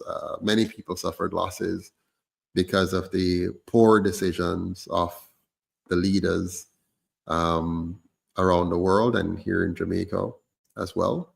Yeah. Director Janet says, this is excellent, sir. You have done this before and I have seen the results. No doubt this will be just as effective. Thank you. One of the things you'll notice, folks, is that the structure that we have now, that's not the structure we started out with before. We had one structure before that was working quite well, but then the government changed the laws to make what we were doing illegal. I tell you, they're not here for the people. They're not here for the people, right? So the government is always working against you because they don't work for you. They work for the PSOJ oligarchs. So they're always working against the people. And so they'll try every way possible to keep you locked into a particular banking system and a particular financial system because they do not want you to ever be free. They don't want you to be free. And so the UIC is always fighting for your freedom. Now, we could sit here, for example, and be like others and just talk about the politics, right? And we just talk politics and say how bad the prime minister is, or how bad the opposition leader is, or just talk about politics all night and how horrible. I must tell you, I'm not really keen on that. If you notice, I don't spend a lot of time. I do have to talk about it, but it's not my favorite topic. My favorite topic is solving problems. So that's why the UIC is so full of solutions. Instead of sitting down and just looking at and just criticizing, we have come up with solutions for young people to be employed, a workfare program to get adults back to work, a healthcare program that will, keep us healthy and reduce the need for pharmaceuticals and improve our knowledge of our herbs to use that to heal ourselves. And, we're about solution. We know how to get the roads to be fixed and to last longer. We know how to fix the public transportation system so you have a very efficient and effective system. We have solutions for that. So we're not here to just spend all this time talking politics. And now the UIC is shifting gears. We're going to focus a lot more now on what we can practically do, even outside of government, to help you achieve a better standard of living today. And so we're going to educate, and we're going to facilitate, we're going to empower the people to do better, even under a very draconian and destructive political environment. We're going to do what we can to overcome.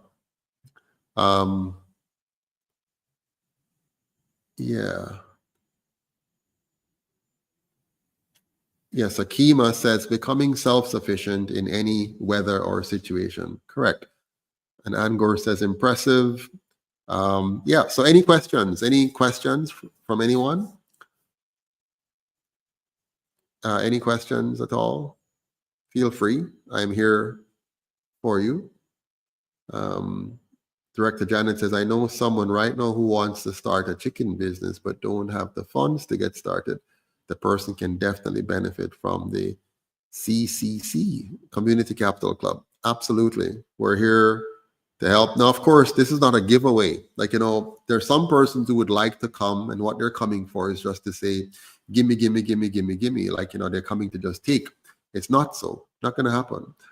You're joining the club and you will have a commitment. You'll have responsibility. You're going to be contributing like others, and you can only take out if you contribute. And you can only take out in a structured, orderly, sustainable manner, right? So this is not the place for people who want a free ride, who wants to freeload off other people. There's some people who are just crooks. When we did the first iteration of the Capital Club, in my community here, there are people who stole money. There are people who, borrowed money and run off, so to speak. They borrowed and they run off. Like people go afar and run off. There are people who, who borrowed and run off. Fortunately, we had a 1% default rate. So 99% of those who participated in the first iteration of the Capital Club, and we served over 300 persons here in Northeast St. Elizabeth, and some outside of the constituency as well. There, some people in Kingston, some in Clarendon, some in, I think we had one person as far away as Westmoreland, and stuff. But majority of the persons did well, and one or two defaulted. The new model that we have now, which we're forced to do because the government changed the laws, is even a better model than the one before. So if we had 1% loss in that model, can you imagine how we're going to do in a model that is much better? All right. Somebody says, where is it? I saw a question. Can you speak on annuity? Cool guy, what do you mean? Give me more specifics. What do you want me to speak on in terms of annuity? Tell me something more about it. Kima says, good stuff, Mr. Patterson. Rockwell says, questions. Do the people actively want to participate in changing their own situations? It must be an interactive process. Well, Rockwell, my experience with the people of Jamaica, I've been back now for, let me see now, 2011 to now. What is that? Almost 13 years or so, 13 years. So I've been back in Jamaica now for about 13 years after spending a number of years in Canada, where I earned my CPA and held some senior position, including Director of Finance in the government and Vice President of Finance for one of the school boards, and a senior manager in a few industrial companies. So I had a set of experience and a set of knowledge from the North American world. By the time I came back to Jamaica, I was already, deeply ingrained now in international finance. So, I had engagements in the Netherlands, did stuff in Germany, China, different places. So I had a more expansive worldview now on things. And so I came back to Jamaica here, and what I've learned is that the people here, we have been starved of our potential. The country is designed to kind of rob us of our zest, rob us of our vigor, rob us of our drive. It is so over-regulated, overtaxed, and overcomplicated. It's easier for thief. It's easier for people not to want to be a part of the formal sector. The formal sector is just so painful and difficult to operate in. And so it's a turn off for the majority.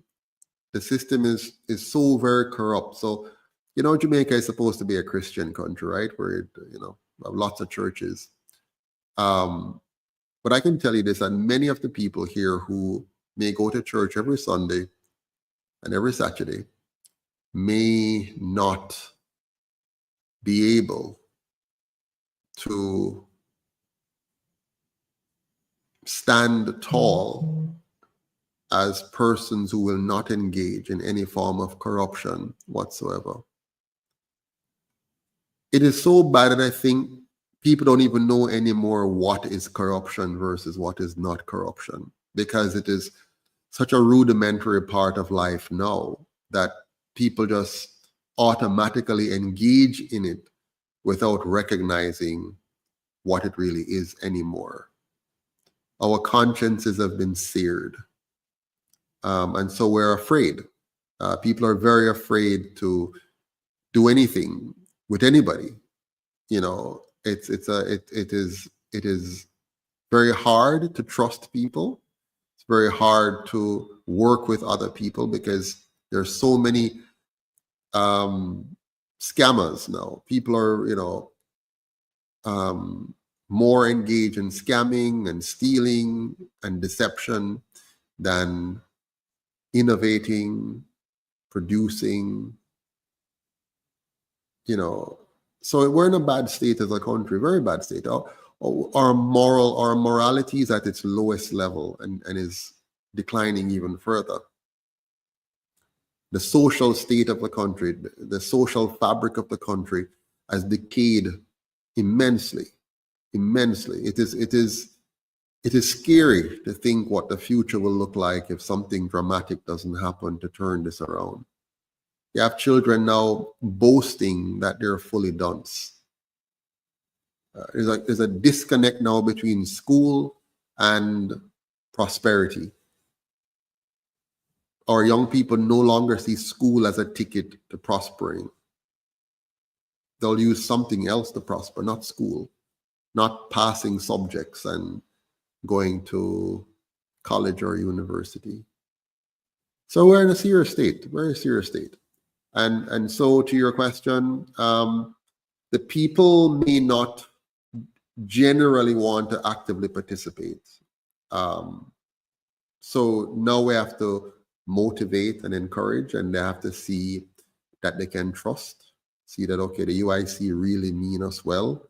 That they really want to help. They're not trying to pull another one, a fast one. I tell you how bad it is.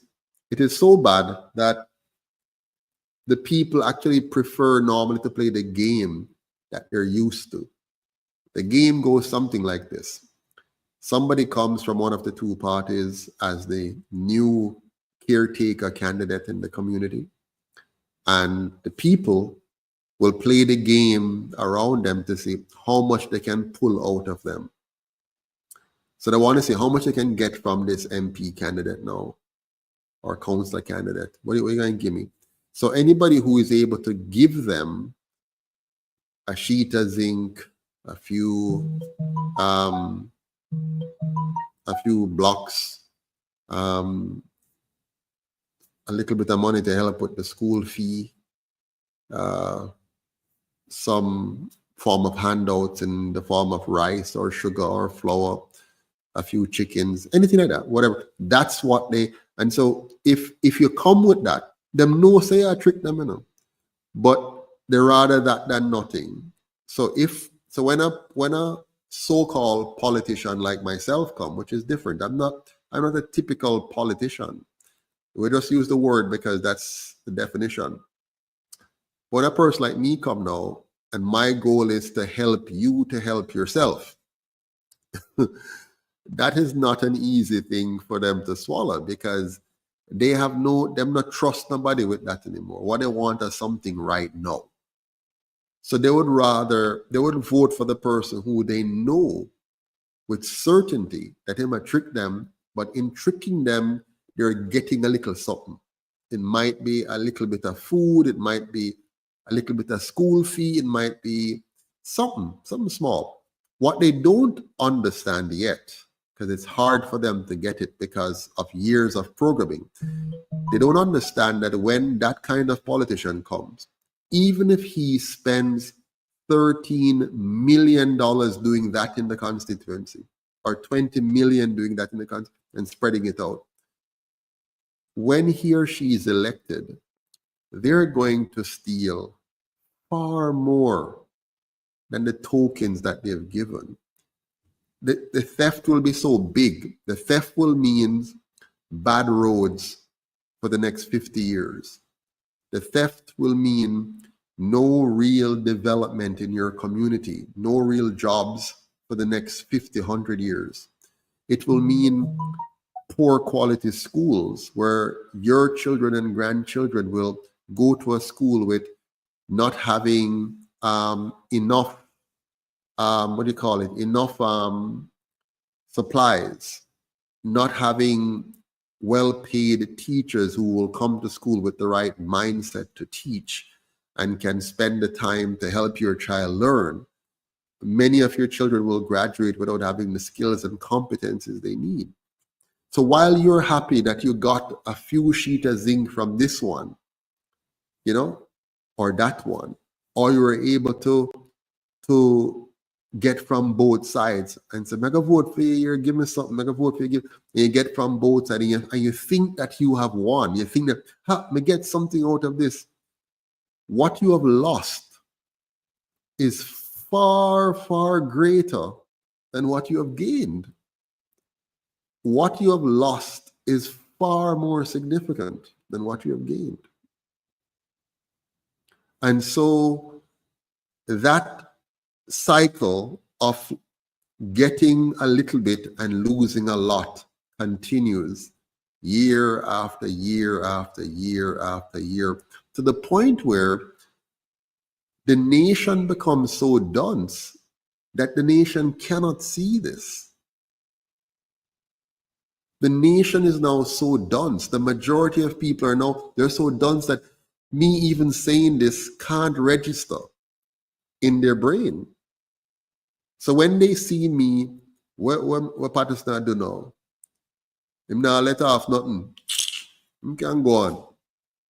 And that's the end. They don't realize that they're dismissing the Savior and they're welcoming the devil. So they're dismissing those who are willing to help them in the real way, and they're welcoming those who will sink them further and further. That's what's going on. That is what is happening. And it will not stop until we find a way to break through. So my idea of a breakthrough is very simple. All we have to do is to find the few who can get that mental transformation. And they're out there. I believe there are 500,000 Jamaicans. There's 1,000. There are 10,000. There are 20,000. Just find them and get them to log on to the idea of us owning our own party for a change. We're no longer owned by the colonial masters. We're no longer owned by the PSOJ oligarchs. We're saying we are free. We're liberating ourselves from now. And so we dismiss them. We understand the game now. We understand the trick. We know that the PSOJ oligarch is going to give them a big amount of money. They're going to use that money to bribe with at election time, have nice motorcade, cook some food, play some music, have stuff, and they're going to use that and bribe with and trick with, and we'll vote for them. And then they're going to steal the money that should have given us the better schools, the better hospitals, the better road, the better life. The time they should have used to create more industries, they're going to not have that. So what you're going to have is a few companies controlling the economy, and our entrepreneurs will not get the break they need. They will not have the environment that they need. They will not have the space that they need. They'll not have the capital availability that they need. And so the small man will forever be small, just living on the edge, waiting to drop over. And the big man will continue to have every year billions in profit. And what does that billions tell you? It tells you that we have the capacity, because they're squeezing that out of us. For NCB to make $23.3 billion as of this year, September 30th, out of this year's economy, $23.3 billion, it is there. I'll show you how much is there. If we, the UIC, are able to convince 500,000 of us to give $1,000 per month in membership dues, we, the UIC, will have $500 million to be able to do far more, even if we're not elected, than what they're doing while being elected and having our tax dollars at their disposal. The only reason why these two parties want to win, it's very simple. When they win, they have access to these billions of dollars that they're taking from us in taxes. Jamaica lives on import. Most of what we do is import. So every time we import, you're getting the import taxation. Every car that you see driving on Jamaica Road, the government has gotten the price of another car for that car. For every one car. What a beautiful business to be in, where you get the price of something even though you did nothing. So just imagine if you were able to get, for every car in Jamaica here, every time a car lands in Jamaica and drives off the lot, you will get the price of that car in your account for doing nothing at all. That's the government.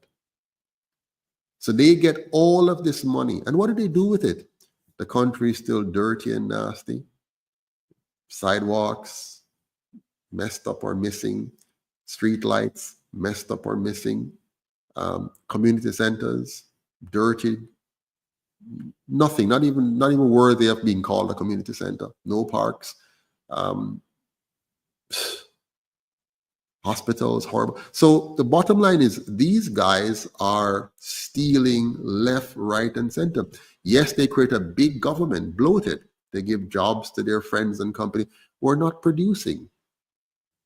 They look at the banking system, and I'll talk about this in another lecture when we get together. Look at the banking system, monetary system. Did you know that the Jamaican government doesn't need to borrow money at interest from these private banks and private individuals in order to serve us? Because the government has the right to produce the money directly itself and to spend that into the economy and have it circulated. They don't need to be paying any interest at all, except if we have a major problem that, let's say had a big earthquake that mashed up the country. And so now we can't produce anything ourselves. So you have to borrow money from outside to rebuild the country. That's fine. You have to pay interest back to those you borrow from. But in a normal course of running the country, you don't need to borrow. And they've been doing that. And then when they borrow now, guess who is getting the money? The PSOJ oligarchs. And they borrow the money from them, which they didn't have to. and then they're paying them back huge amount of interest every year. And that money should have gone into your child's education. That money should have gone into the healthcare system so that when you go to the hospital, you can get good quality care. That money should have gone into your community being developed so it looks nice and pretty and clean and designed for human habitation and stuff. But it's not happening. So the UIC is here to change that. Big up yourself, Bolo. Good to see you on. Thank you. Yep. And Gore says, Mr. P, I am a woman of age and I can remember the politicians coming around in the 60s with flour, sugar, and oil and milk powder for votes. The mindset hasn't changed. Now, oftentimes when we talk about this, you say, Ms. Gore, we, self-included, we tend to blame the people. But I want to remind us what is happening here. Remember, in 1838, when they freed the slaves, 1834-38, who was a slave? A slave was somebody who was barred from learning. Like you weren't allowed to go to school. So after 400 years, 360 at the time, after 360 years of slavery, right, here in Jamaica, when the slave is now supposedly freed, most slaves can't read, can't write, and can't do arithmetic, which means they have great limitations in terms of even reasoning. They have very limited skills. Their skills were skills built around slavery, right? Being in a slaved situation. So these were the people that came, these were our foreparents that came out of slavery, okay? Let's hold off on the clicks for a while, please. So what's happening here now? From 1834 to 1944, that 100-year period, when the slaves were supposedly free and they couldn't vote, they just existed, and all they were free to do now was to go and beg a job from their slave masters. So nothing much changed. There were still slaves for the next 100 years, but now there were wage slaves, low-wage slaves. They still didn't have access to get good education or anything. They couldn't vote either, but they were now free to roam around like a dog. Yeah. So that's the next 100 years to 1944. In 44, they were now given the right to vote. So now they could vote. But remember, they're voting for what? They're voting being largely ignorant. Now, Marcus Garvey in the 1920s, 30s were trying to fix that problem the same way that I am trying to fix that problem today. And he started off very good, just like how the UIC started off very good. But then the powers that be ganged up on him. Who is the powers that be? The powers that be are those who want to keep the status quo the same way. They don't want to give up their slaves. They don't want to lose their privileged position. They don't want to lose their seat atop the hog. They want to keep the majority poor and dependent and controlled. And so what did they do? They came together, they colluded, the plantocracy they were called, those who were the people who owned the land, the same land they stole from us, they owned it and hold it. And those who were the merchandising class, who were doing the big trading, import, export, that were a part of them, the big business them, right? And those who owned the media, which again was associated with that. So they controlled the media and they controlled the economy and they controlled the politician. That was in the 1940s, 30s, 20s, 30s, 40s, right? So they did then to Marcus Garvey what they're doing now to Joseph Patterson.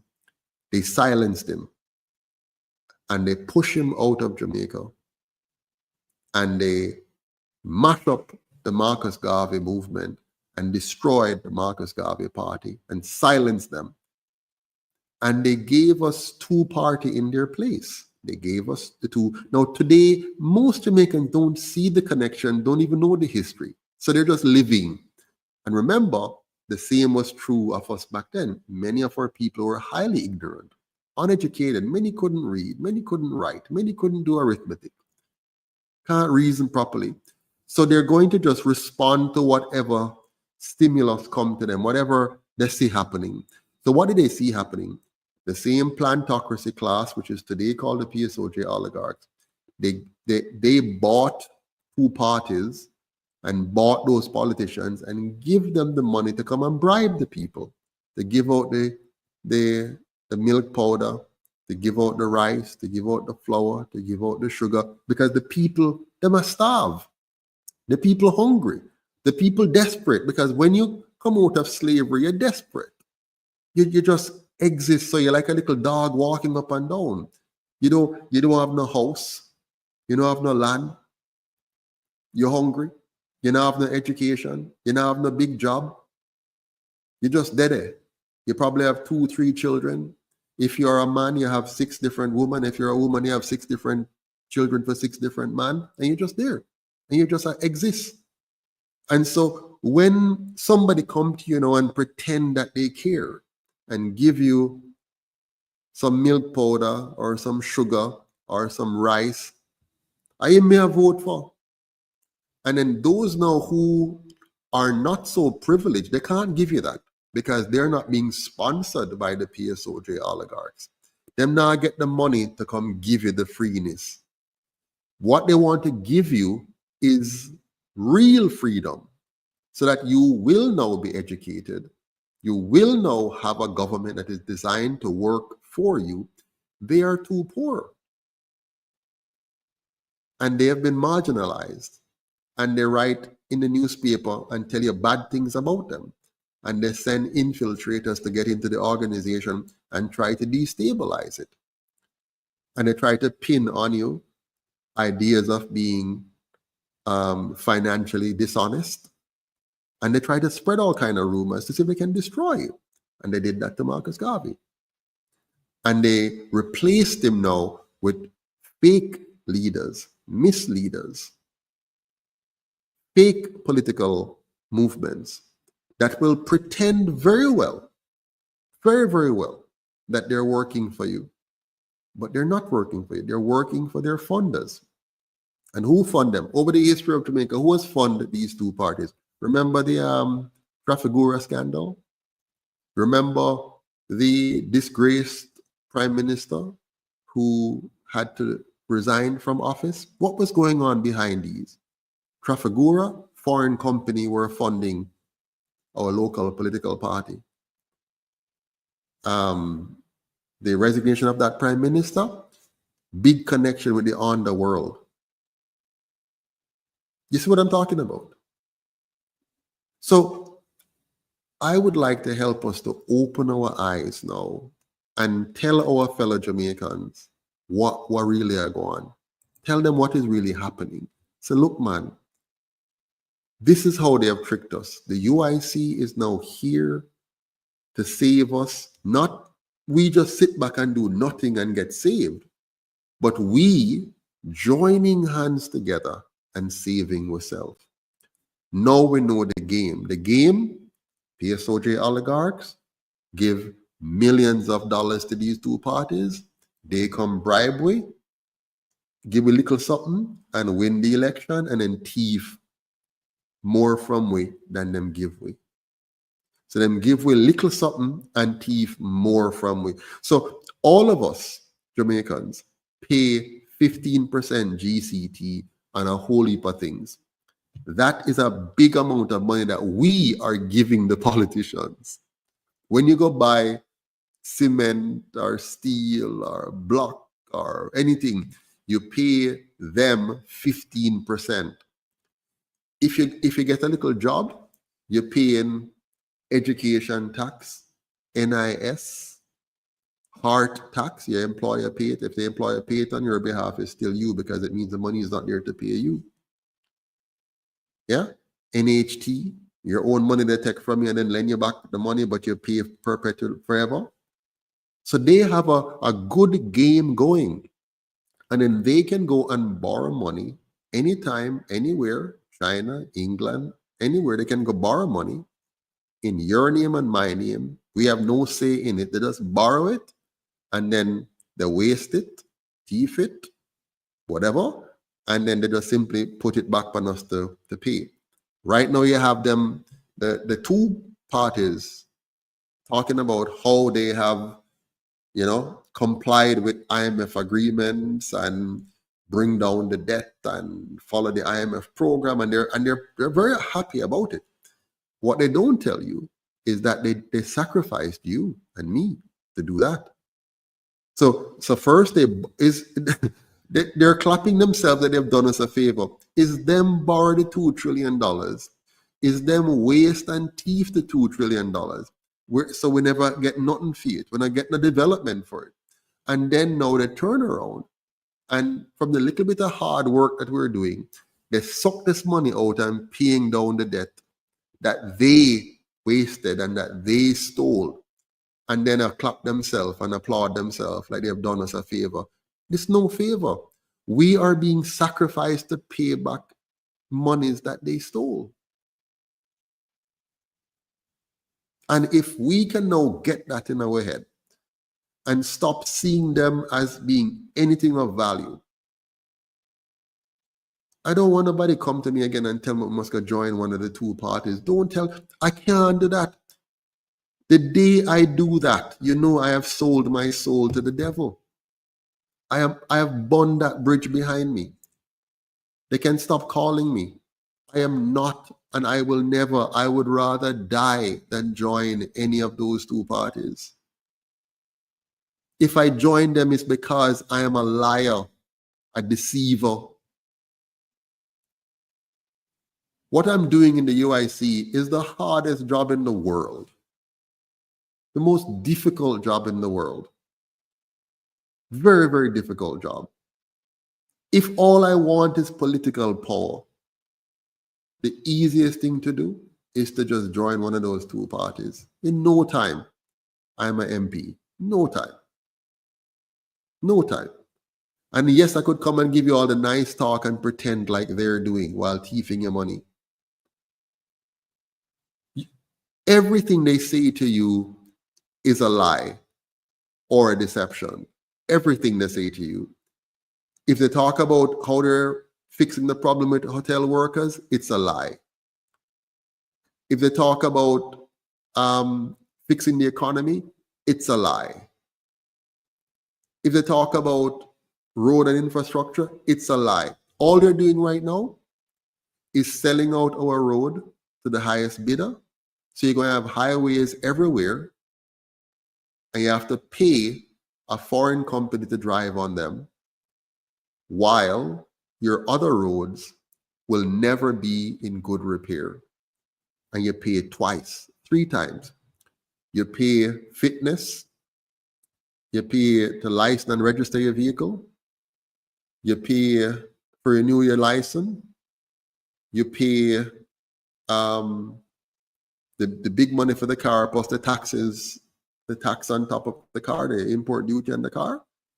And then you pay regular taxes, and then you drive upon the road and it mash up your shocks, mash up your tires, and increase your repair and maintenance bill unnecessarily.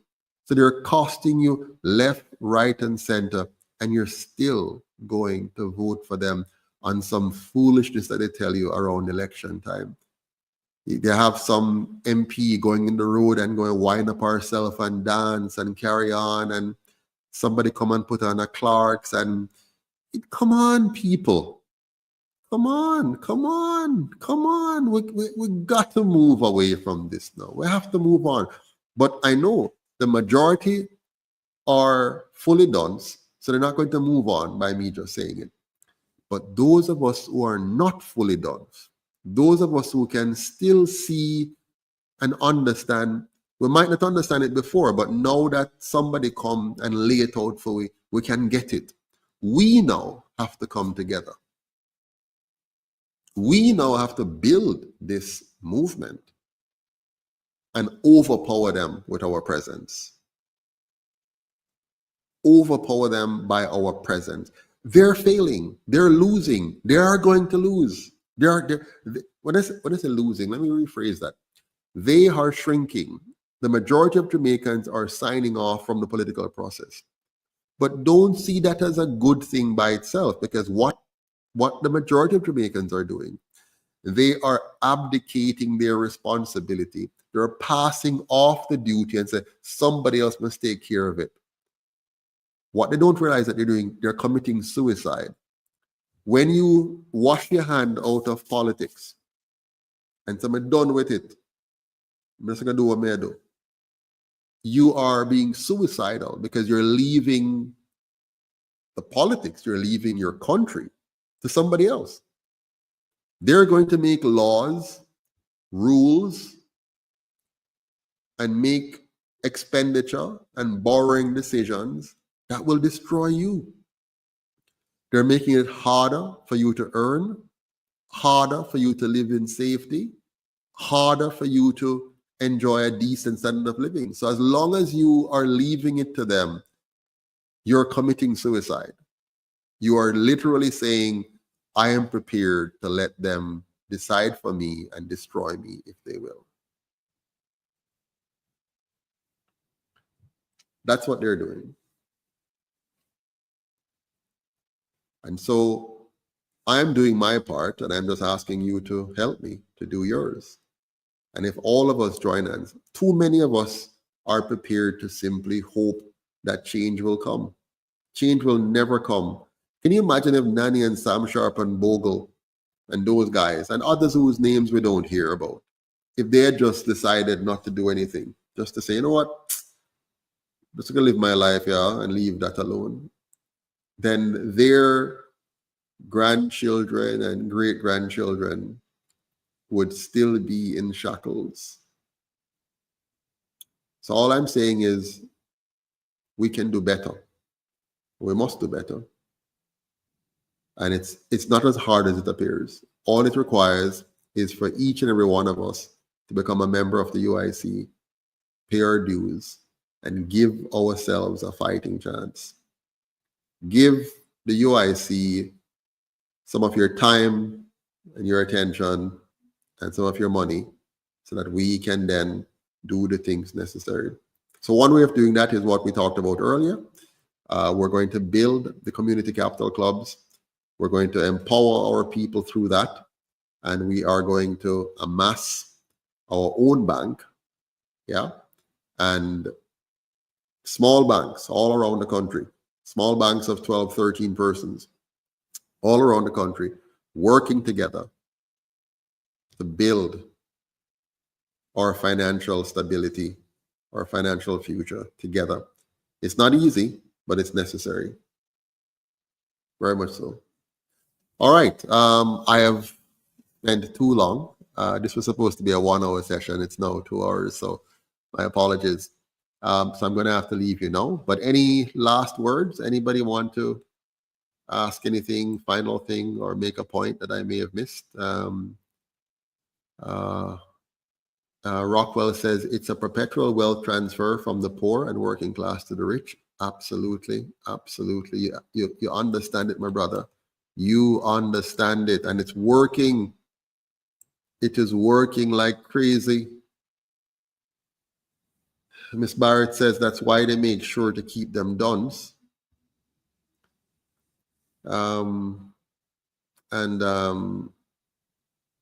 April says owning a car is the biggest heist. So many tax to drive one vehicle. Can you say that again? Absolutely. Lenworth Duffus, Mr. Patterson, the message is a great one. We members of the congregation must go out and convince as much people. Well said. Absolutely. Very well said. Reference, the manipulative, corrupt politicians prey on ignorance and poverty. Absolutely. Well, they create poverty. They, they design the banking system to banking is a powerful tool. Banking is the easiest way to become wealthy. Banking. It's the easiest way to become wealthy because the risk is so small when you compare between the depositors and the borrowers and those in the middle who are getting something for nothing by design. So banking is a very powerful way of enriching, and that's why they write the regulations to make sure that they push you out of the ownership structure and consolidate ownership of the banking sector in the hands of a few. And we're going to break that. When the UIC is elected, we're going to bring in something called free banking. Can't explain it to you now, but free banking is going to make sure that the banking system is no longer able to rape you and me and our government by design. So we're going to change that. We're going to change that. All right. So thank you all again so very, very much for allowing me to spend some time with you. So let's remind ourselves what we're doing here. Go to the website, uicjamaica.com, and register right now if you haven't registered yet to become a member. And then just send a message and say, I want to be in a capital club. I want to join one or I want to start one. So go there tonight and, get yourself set up. And tell your family and friends, everybody, that they should become a member of the UIC, because this is our ticket out of slavery. This is our ticket out of wage slavery. This is our ticket to a new and better Jamaica. I wonder if we have the I think so. Is this it? The Christmas banquet. I have to remind everybody about the Christmas banquet. I hope this is it. Mr. O'Shane, is this it? The Christmas banquet ad that you put up, is it here? The modern one, the new one, the latest one. So I want to invite all of you who have not yet done so to purchase your ticket. Just go on the website and donate $65 or its equivalent to get your ticket to the annual Christmas banquet. We do this every year. It's a very important fundraiser. It's our biggest fundraiser every year. And we use that to support our operations and our candidates. So go there now and get your, once you donate, we'll send you a ticket, or we'll send you the link to attend. If you're overseas, you can attend online. If you are here in Jamaica, you can attend in person, or you can donate your ticket to somebody else to attend on your behalf.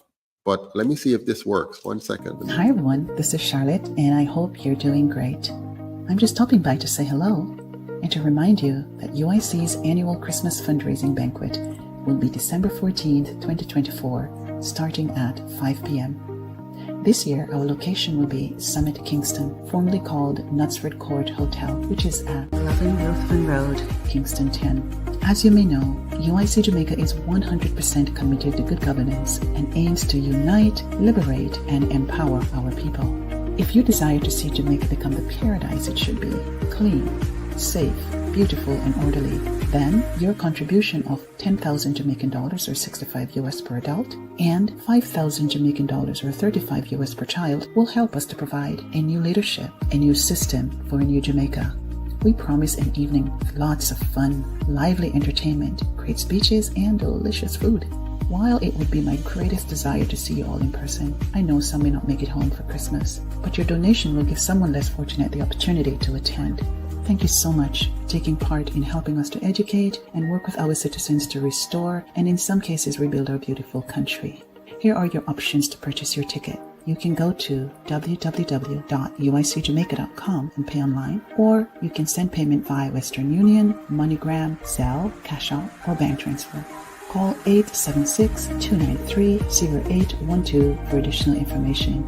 To RSVP, you can email us at info@uicjamaica.com, or you can WhatsApp us at 876-293-0812. Thanks a million for making this possible. One Jamaica, stronger together. All right, so there you have it. Go now and get your tickets. And remember, One Jamaica, we're stronger together. See you next week, Tuesday, for our public meeting.